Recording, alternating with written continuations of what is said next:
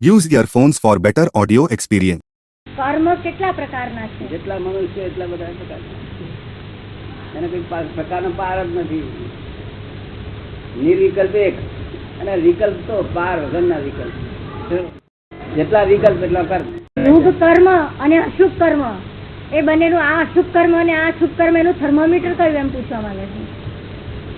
શુભ કર્મ નો આપણને મીઠાશ લાગે, શાંતિ લાગે, બધા વાતાવરણ બધું શાંત ને એવું લાગે.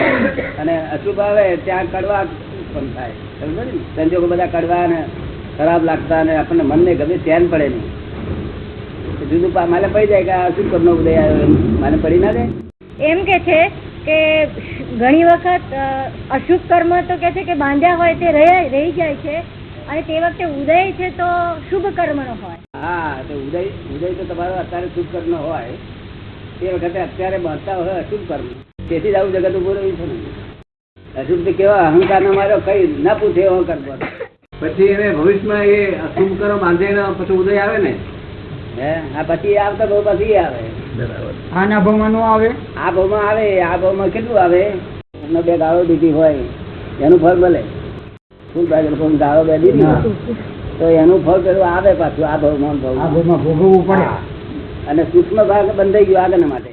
ફૂલ ભાગ એનો પતી જાય. જગત એને જ કર્મ કે છે. જગત શું કે છે? અત્યારે તમે ભોગ ને ગાળો ભળો એટલે તમે કે લોકો કે છે અમને કર્મ બાંધ્યું. ના, આ તો છૂટ્યું.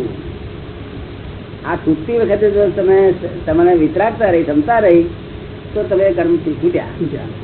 અને નહીં તો રાગ દ્વેષ ફરી થયા તો ફરી માણસ બંધાનો ને આપણે છૂટ્યા. હા, એટલે અમે જ્ઞાન આપે ક્ષમતા રહે.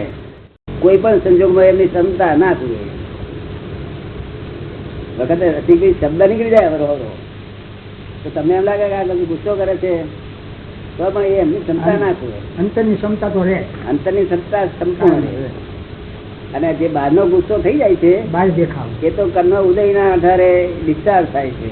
તો ડિસ્ચાર્જ કરતી વખતે ક્ષમતા રહે એટલે ડિસ્ચાર્જ એ થયું અને ફરી નવું કર્મ ના બંધાયું. ડિસ્ચાર્જ થયા કરે, ચાર્જ ન થાય.